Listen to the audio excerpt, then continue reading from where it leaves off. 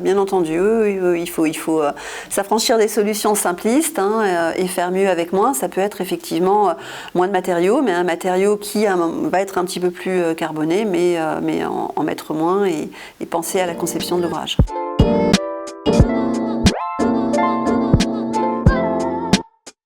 Laure Renard, bonjour. Bonjour. Merci de recevoir. Merci à vous d'être ici. Vous êtes la déléguée générale de France Ciment. Est-ce que vous pouvez nous rappeler ce qu'est France Ciment, quelles sont ses missions, qui en sont les adhérents? Oui, très bien. Écoutez, France Ciment, donc c'est le syndicat professionnel qui représente les industriels qui produisent du clinker et du ciment en France. France Ciment est issu de la fusion du SFIC, le syndicat français de l'industrie cimentière, avec Cimbéton et Latil, donc qui sont les trois organisations professionnelles qui étaient actives sur ce secteur de l'industrie cimentière. Et donc les missions de France Ciment, eh bien, on reprend les missions de ces trois organisations, à savoir la représentation de la profession auprès de nos parties prenantes, la défense des intérêts du secteur, la promotion auprès des différents acteurs de la construction du matériau, et puis également un volet de veille qui est important sur les différents sujets et qui nous permet donc d'alimenter nos adhérents pour les informer de l'actualité, qu'elle soit normative, réglementaire ou législative en France ou en Europe, et de décortiquer avec eux les conséquences de ces évolutions. Et pouvez-vous nous rappeler qui sont concrètement les adhérents? Alors les adhérents de France Ciment, qui produisent du clinker et du ciment en France, et vous avez donc Lafarge du groupe Holcim, Echium du groupe CRH, Heidelberg Materials et Vicat, ainsi qu'Imeris pour la partie alumineux, donc Imeris Aluminate. Voilà, donc 5 industriels qui produisent du ciment en France. Compte tenu des chiffres actuels de consommation du ciment, quelles sont vos attentes et vos besoins pour que ça aille mieux, on va dire ça comme ça? Oui, alors on a besoin effectivement que ça aille mieux, et ce d'autant plus qu'on est dans une période importante pour l'industrie cimentière, avec le déploiement de la feuille de route de décarbonation du secteur qui nécessite des investissements considérables pour le secteur. On parle de plusieurs centaines de millions d'euros qui ont déjà été engagés et qui vont continuer à être engagés par les différents acteurs sur les sites pour déployer les différents leviers de décarbonation de la filière. Donc voilà, dans cette période vraiment critique où on déploie la feuille de route de décarbonation, c'est vrai qu'il est important d'avoir un peu de visibilité sur le marché, et donc on attend une relance du secteur de la construction dans son ensemble, bâtiment, mais également grands travaux et infrastructures. Vous venez de me parler de votre feuille de route. Est-ce que vous pouvez rappeler finalement quelle est cette feuille de route, quel est son calendrier et quelles en sont les étapes intermédiaires? Et puis, comment sont les choses? Oui. Alors, la feuille de route, la feuille de route de décarbonation de l'industrie cimentière, elle a été publiée il y a un an, en mai 2023, et elle faisait suite à la sollicitation du président de la République, qui avait réuni les 50 sites les plus émetteurs en leur demandant un plan pour baisser de 50% leurs émissions d'ici 2030. Donc, on est bien dans une logique avec une échéance à 2030 de baisser de 50%. Par rapport à 2015, les émissions du secteur. Donc cette feuille de route, elle a été co-construite avec les industriels, et pour effectivement atteindre cet objectif de 50%, les leviers qui sont activés pour baisser les émissions, ils sont pour moitié le captage du CO2, donc CO2 qui est inévitable dans la production de ciment parce qu'il est lié à la décarbonatation du calcaire, donc c'est vraiment quelque chose qui est inhérent à la production du clinker. C'est de la chimie pure, quoi. C'est de la chimie pure, voilà, le calcaire qui va donner, le calcium se combine avec de la silice, mais le CO2, lui, part dans l'atmosphère, donc c'est ce qu'on appelle des émissions de process, des émissions fatales qui sont dures à abattre, et pour les baisser, il faut capter le CO2, et puis ensuite le stocker ou le réutiliser. Donc tout ça, c'est toute une chaîne d'une nouvelle activité qui doit se mettre en place, et qu'on appelle le CCS, Carbon Capture, Stockage et Utilisation avec le U. Donc ça, c'est la moitié de l'effort qui sera fait. La moitié restante se répartit entre la substitution des combustibles fossiles par des combustibles alternatifs, clairement des déchets qui ne sont pas recyclables, qui peuvent avoir une part biomasse et qui sont dès aujourd'hui employés en cimenterie. Donc aujourd'hui, le taux d'utilisation de ces déchets en cimenterie il est de 50%. L'objectif très vite, c'est d'arriver à 80 voire 100% sur certains sites, donc pour baisser les émissions d'origine fossile. Donc ça, c'est le deuxième levier. Et le troisième levier, c'est de baisser la teneur en clinker dans les ciments pour avoir des ciments aussi performants, normalisés, que ce qu'on a aujourd'hui, mais qui soient avec une plus faible teneur en clinker. Et techniquement, ça veut dire qu'on met d'autres produits alternatifs dans les ciments à la place du clinker. Alors il y a deux choses, on peut mettre des produits alternatifs, on en met déjà, on met déjà du laitier, on met déjà du calcaire, mais l'objectif demain, voilà, c'est de mettre aussi de la pouzzolane, mais c'est aussi d'avoir des combinaisons ternaires. Donc c'est les nouveaux ciments normalisés sont notamment des combinaisons ternaires. Ternaire, ça signifie 3 composants de base. C'est ça, 3 composants de base, tout à fait, en jouant sur la synergie entre les 3 composants. Et au niveau des attentes, est-ce qu'il y en a d'autres par rapport à ce que vous venez de me dire ? Alors, pour mettre en place cette feuille de route de décarbonation, comme je l'ai dit, c'est des investissements qui sont très importants et on a déjà et on continue à avoir besoin du soutien de l'État pour ces investissements, en particulier en fléchant le revenu des taxes carbone qui sont conséquents. On parle de plusieurs centaines de millions d'euros dès aujourd'hui et ça va se chiffrer en milliards si on cumule les montants de ces revenus carbone vers les investissements de la décarbonation. Donc ça, c'est une attente forte.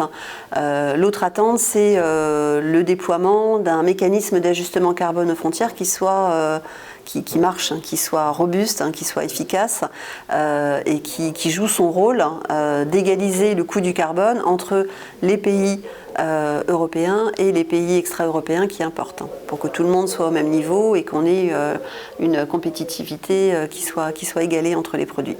Donc ça, c'est un gros enjeu très important pour la profession, la mise en place de ce MACF, mécanisme d'ajustement carbone aux frontières, qui est aujourd'hui en phase test et qui va rentrer de façon très opérationnelle en vigueur en 2025 avec la fin des quotas gratuits. Donc ça, c'est un enjeu important pour le secteur. On a des enjeux de compétences aussi très forts parce que pour décarboner et pour investir, donc, il va falloir avoir sur les sites des compétences en ingénierie, en mécanique, à tous les niveaux de diplôme.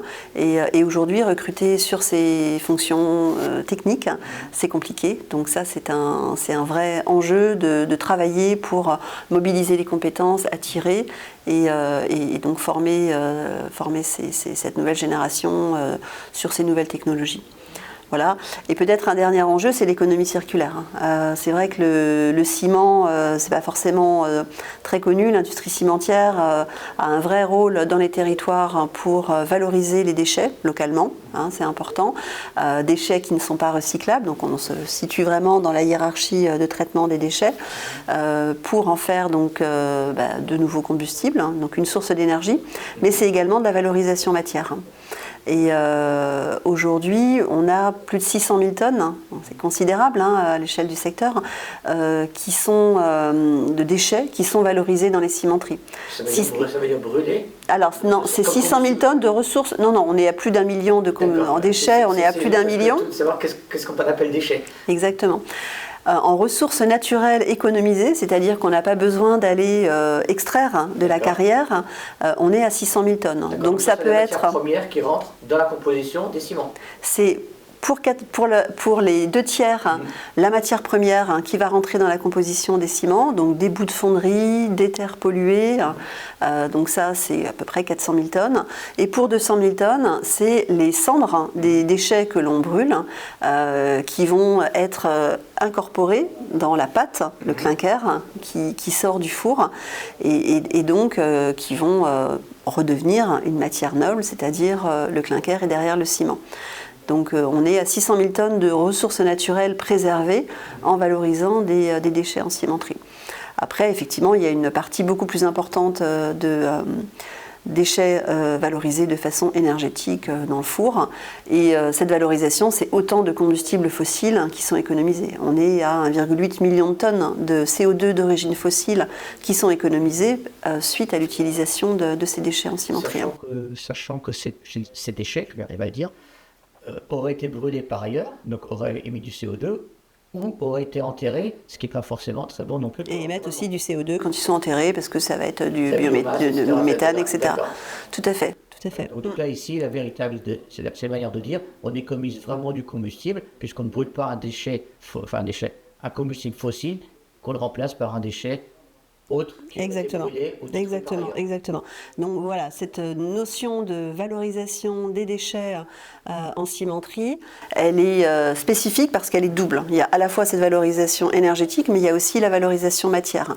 Ce qui est unique, puisque quand on est dans un incinérateur ou dans une chaufferie, on va avoir des cendres qui vont devoir être retraitées, stockées, alors qu'en cimenterie, on n'a aucun sous-produit, on n'a aucun déchet de production. Il s'intègre naturellement au futur ciment. Tout à fait. Et donc une de nos attentes, c'est que cette double valorisation, elle soit reconnue et elle soit valorisée. Je vais juste revenir très rapidement sur la taxe frontière pour bien comprendre. Ça veut dire qu'aujourd'hui, les fabricants européens sont soumis à des quotas carbone et autres, mais il y a d'autres pays à partir desquels on importe qui, eux, ont moins de contraintes, on va dire. Non, pas. Non, pas. Aujourd'hui, non pas. Que si moi, je veux apporter du clinker aujourd'hui d'ailleurs, je peux importer des choses qui sont exemptes de carbone et en mettant en avant en disant mais moi je n'ai pas de carbone parce qu'il a été émis par ailleurs et de toute façon on ne comptabilise pas celui-ci aujourd'hui. Oui, alors c'est vrai qu'il n'est pas émis en France quand on importe. Pour autant, le produit qu'on consomme aura émis à un moment donné du carbone. Dans ces cas-là, on parle d'empreinte carbone. C'est vrai qu'au niveau de la France, on raisonne beaucoup en émissions, combien on émet, combien on capte. Il y a une comptabilité parallèle qui est très importante et qui se développe, c'est l'empreinte. Et on se rend compte que ce qu'on importe, c'est pas que du ciment ou du clinker, c'est aussi d'autres produits. C'est à peu près un tiers des émissions de la France. Donc c'est considérable. Donc on doit à la fois réduire nos émissions, mais on doit aussi, il ne faut pas les remplacer par des produits importés qui auront une empreinte carbone réelle. L'autre petit retour en arrière, c'était par rapport à la formation. C'est-à-dire qu'aujourd'hui, vous lancez un message vers l'éducation nationale en partie en disant il y a besoin de former des ingénieurs très particuliers, voire de créer des filières de formation. Oui, et puis de travailler sur l'attractivité de ces métiers aussi, parce que les filières peuvent exister. Alors après, il faut qu'elles prennent ce virage, de mieux intégrer les enjeux environnementaux, que ce soit sur les analyses de cycle de vie ou sur les nouvelles technologies autour du carbone, mais aussi et ça c'est un message pas uniquement à l'éducation nationale, mais aussi aux fédérations industrielles ou aux centres de formation, de travailler sur l'attractivité de ces métiers de l'industrie. Et ça, c'est un enjeu qui est transversal à l'industrie. Donc, par rapport à la feuille de route, toujours, je dirais 5 adhérents cimentiers chez France Ciment. Est-ce que vous avez des échos? Enfin, vous avez des échos, mais je dirais, est-ce qu'eux aussi sont dans les clous par rapport au timing, etc. Est-ce que vous avez des retours là-dessus? Quelles sont un peu vos observations? Alors, on voit effectivement les projets, les annonces se multiplier. Donc, que ce soit sur les gros projets de captage de CO2 ou sur des investissements de modernisation des fours. Donc, oui, les choses avancent et se déploient avec des projets conséquents chez chacun des cimentiers. Ouais. Avec chacun plus ou moins son rythme, on est bien d'accord? Bien évidemment, oui, chacun son rythme. On est aussi très dépendant des géographies de chaque site, avec pour certains une intégration dans ce qu'on appelle des zones industrielles bas carbone, donc ou des hubs qui vont se mettre en place autour du stockage du carbone.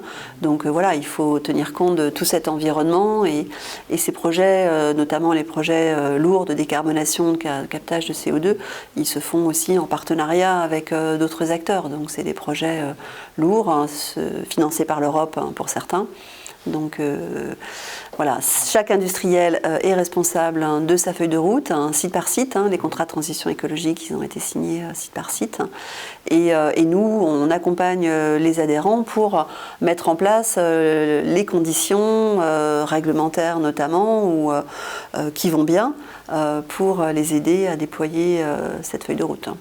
Côté matériaux, donc côté ciment, donc là, les ciments classiques avec du clinker, et en parallèle, il y a des offres de liant, on va dire ça comme ça, ou de ciment sans clinker qui se développent. Je dirais, pour vous, quel est l'avenir un petit peu du ciment classique avec du clinker aujourd'hui?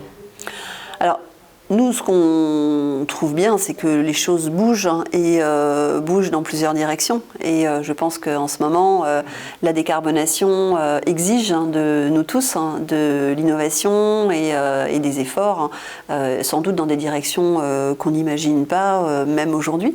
Donc voilà, il faut des initiatives de ce type. Après, la place du ciment, on va dire traditionnel, à base de clinker, dans le monde de demain, je pense qu'elle restera forte, parce que ça reste un matériau éprouvé, robuste, sur lequel on a un retour d'expérience important. Donc, voilà, tout à fait. Donc voilà, mais il est important qu'il y ait un écosystème favorable justement à ce que ces initiatives soient portées, encouragées. On a d'ailleurs mis en place au niveau de France Ciment ce qu'on appelle le Cement Lab pour susciter des partenariats, accompagner des initiatives de ce type. Et je pense que voilà, on est tous convaincus que c'est important. D'accord. En tout cas, le ciment avec le clinker, c'est aussi une garantie du fait du recul et de l'observation qu'on a pu en faire que le matériau est pérenne. Tout à fait, tout à fait.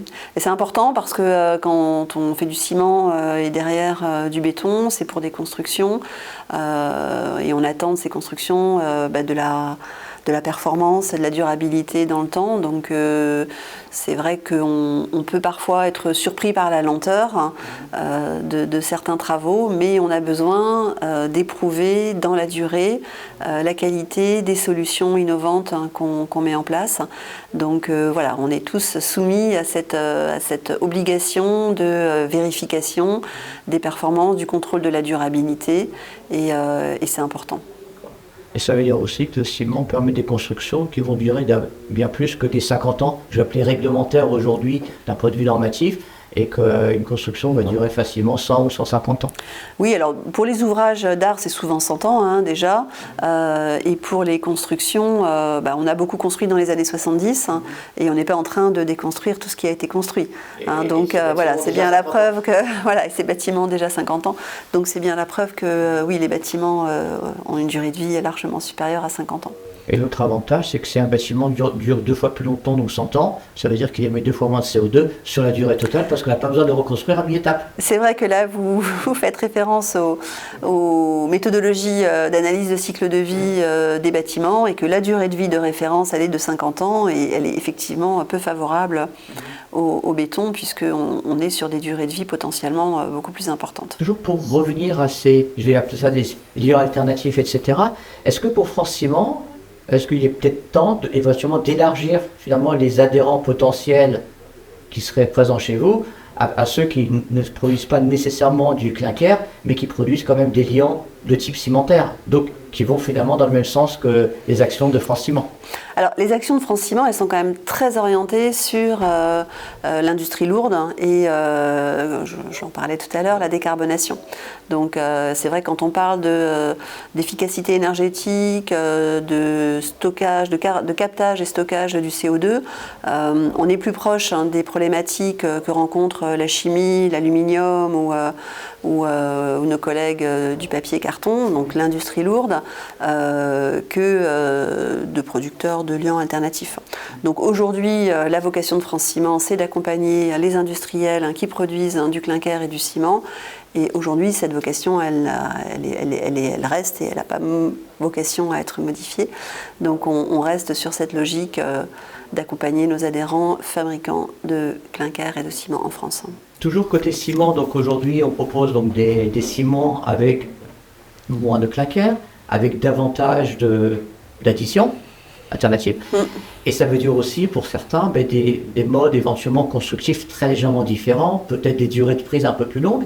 Est-ce que vous, syndicat, est-ce que vous menez des actions, on va dire, de sensibilisation, d'information sur éventuellement ces légères modifications des modes constructifs, même si certains disent on fait ça comme avant, on s'aperçoit sur les chantiers qu'il y a quand même des petites différences, notamment en vous rapprochant peut-être de la CAPEB ou de la FNUB, mais pour sensibiliser les entreprises, dire si c'est moins carboné, il faudra peut-être aussi légèrement modifier vos manières de faire. Oui, tout à fait. Alors ça, c'est important, l'accompagnement qu'on peut avoir en tant que... là, c'est plutôt la partie CIM-Béton de France Ciment qui s'en occupe. L'accompagnement de la chaîne de valeur de la construction dans l'introduction de ces nouveaux produits plus bas carbone. Alors ça passe pas forcément par du conseil sur chantier parce qu'on n'a pas vocation à aller sur les chantiers. En revanche, on est très présent et c'est la RE 2020 aussi qui a beaucoup mobilisé nos équipes sur ces sujets-là pour accompagner les concepteurs, les architectes, la maîtrise d'ouvrage sur comment bien utiliser le béton dans le cadre de la RE 2020. Donc on a beaucoup d'actions de sensibilisation sur la place du béton dans la RE 2020, les leviers pour baisser le poids carbone, et ils existent et ils sont nombreux. Il y a des outils qui ont été développés, des logiciels qui sont disponibles sur Internet, bien sûr toutes les données environnementales produits qui sont à disposition. Donc il y a un gros travail d'accompagnement des acteurs de la filière pour justement accompagner cette transition vers des produits plus bas carbone. Après, le bas carbone sur un chantier, on a l'habitude de dire construire mieux avec moins, c'est aussi mieux utiliser le béton. Ça peut être réduire les quantités utilisées au mètre carré en concevant différemment. Donc c'est aussi ça. Ça n'est pas que du ciment à plus basse teneur en clinker, c'est aussi mieux utiliser l'offre de ciment et de béton existant et en travaillant sur la conception du bâtiment. Ça, c'est un levier aussi très important en réduisant les coefficients de sécurité qui peuvent être pris à chaque étape par les uns et les autres pour avoir une construction mieux, plus efficace, on va dire, en carbone. Et il y a des gains potentiels à faire sur ces leviers-là et c'est là-dessus qu'on est actif aujourd'hui. Mais ça veut dire aussi qu'en réalité, on peut imaginer d'utiliser un béton et un ciment très carboné, mais dans un volume réduit par 4, puisqu'on fait que des poteaux par exemple, ce qui fait que l'un dans l'autre, on divise par 2 l'empreinte carbone, tout en garantissant une très bonne résistance du bâtiment et une pérennité. Ça peut aussi être ça, bien entendu.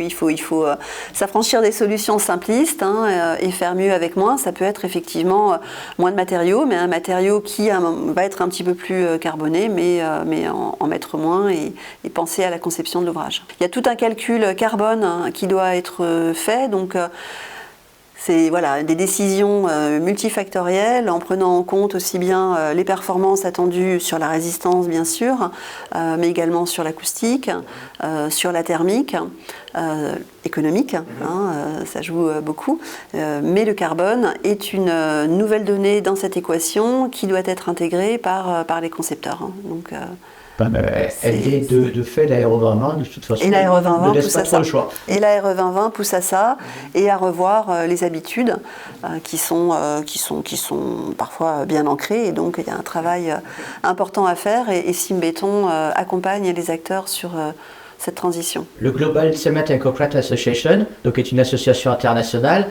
auquel aujourd'hui France Ciment n'est pas adhérent. Est-ce que vous regardez de ce côté-là ou pas ? Alors, France Ciment est adhérent de beaucoup d'organisations, en particulier de Sembureau, qui est notre comité européen, avec lequel on travaille de façon très étroite, puisqu'une grande partie des réglementations qui touchent l'industrie cimentière se décident à Bruxelles. Donc on est un membre actif de Sembureau, comme on est membre de France Industrie, du MEDEF ou de l'IMCC, donc des associations importantes pour faire passer nos messages et comprendre les enjeux des textes qui arrivent. Au niveau du GCCA, on est sur une action très internationale. Nos adhérents sont internationaux et pour la plupart adhèrent au GCCA. Donc voilà, il faut voir la valeur ajoutée qu'une adhésion au GCCA aurait par rapport à nos enjeux. Donc aujourd'hui, nous ne sommes pas membres du GCCA. D'accord. Ça veut dire que, je dirais, France Ciment en tant que tel n'est pas nécessairement le cas aujourd'hui. Par contre, les membres de France Ciment le sont ou peuvent l'être. Le sont ou peuvent l'être. Le sont ou peuvent l'être, je le confirme. C'est un choix plus individuel à ce niveau-là. Tout à fait, mais la plupart des membres de France Ciment le sont. Merci beaucoup, Laure. Non, merci. Merci à vous. Et au plaisir. À bientôt.